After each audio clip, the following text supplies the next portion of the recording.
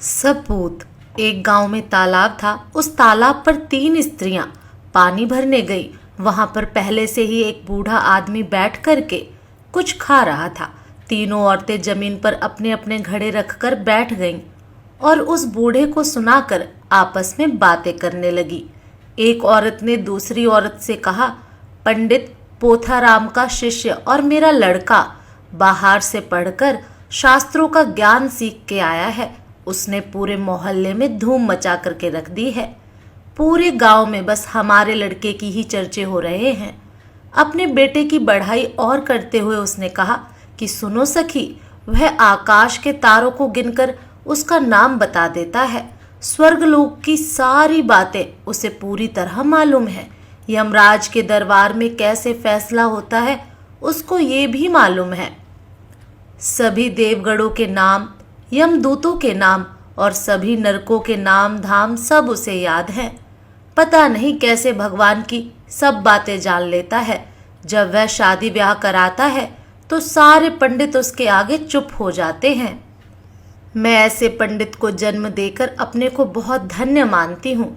बाहर जब भी कोई मुझे देखता है तो कहता है, देखो शास्त्री जी की माँ जा रही हैं। उसकी बात सुनकर दूसरी औरत बोली, अरे सखी, मेरे बेटे का गुण सुनोगी तो तुम भी सोच में डूब जाओगी। मेरे बेटे जैसा पहलवान 10-20 गांव में नहीं है।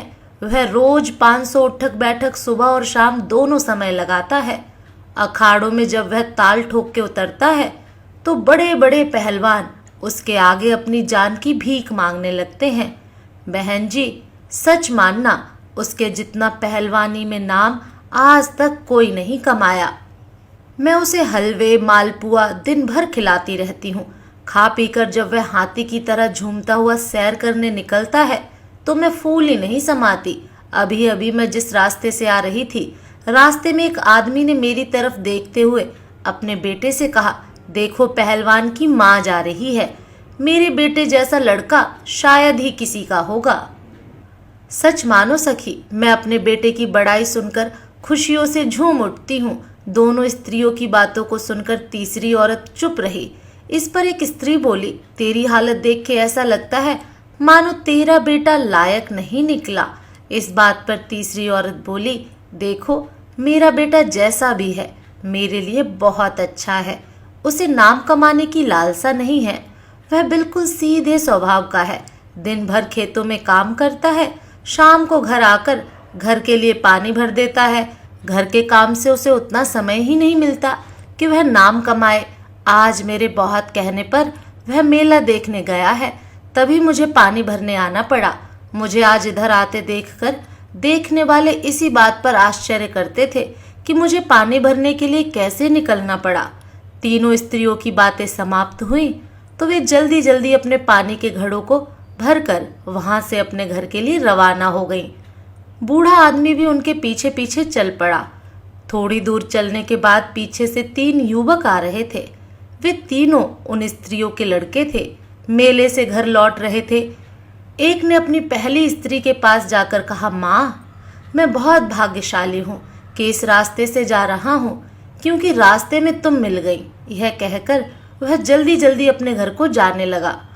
दूसरे लड़के ने दूसरी स्त्री से कहा, माँ, मैं मेले के दंगल में बाजी मार कर आ रहा हूँ, जल्दी पानी लेकर घर आना, मुझे बहुत भूख लगी है। यह कहकर दूसरा लड़का भी घर की ओर चला गया। इसके बाद तीसरा लड़का आया तीसरी औरत के पास और उसके हाथ से पानी का घड़ा लेकर बोला, माँ, तू पानी भरने क्यों आई? मैं तो आ ही रहा था। वह घड़ा लेकर अपने घर की ओर चल पड़ा।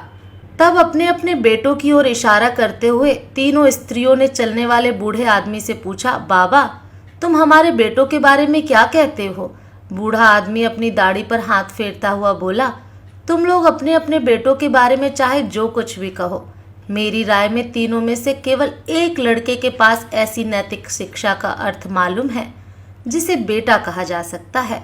पहले 2 तो अपनी अपनी माँ के पेट से निकलकर उनसे बहुत दूर हो गए हैं। तीसरा अपनी माँ के शरीर से अलग होते हुए भी माँ के मन से मन मिलाए हुए है। जिसमें आत्मीयता है उसी को सपूत मानता हूँ। बूढ़े आदमी की बात सुनकर दोनों स्त्रियों के मुंह शर्म से छोटे होकर नीचे झुक गए, जैसे पेड़ से चमगादड़ लटकता है। तीसरी स्त्री का मुंह गर्व से ऊंचा हो गया। कहानी से हमें ये सीख मिलती है कि अगर घर में कोई बुजुर्ग लड़के के सामने काम करे और लड़का सैर सपाटे और अय्यासी करे तो इससे ज्यादा शर्म की बात उस लड़के के लिए कुछ नहीं हो सकती है। घर के काम में हाथ बटाना, बड़े बुजुर्गों की सेवा करना, जितना हो सके घर का काम बड़ों के करने के बजाय खुद करना, यही एक अच्छे सपूत की पहचान होती है। साथियों, हमको अपने माता पिता की सेवा सच्चे मन से करनी चाहिए, क्योंकि माता पिता की सेवा के बिना पूरा कमाया हुआ धर्म एक तिनके के समान है। अगर हमारे माता पिता खुश हैं, उनको किसी प्रकार का दुख हमारी वजह से नहीं पहुंचता हो, तो एक बेटे के लिए इससे बड़ी सपूत कहलाने की बात कुछ नहीं है। अगर हमारी कहानी आप लोगों को पसंद आई हो तो कृपया हमारे चैनल को सब्सक्राइब करें और वीडियो को लाइक करें। धन्यवाद।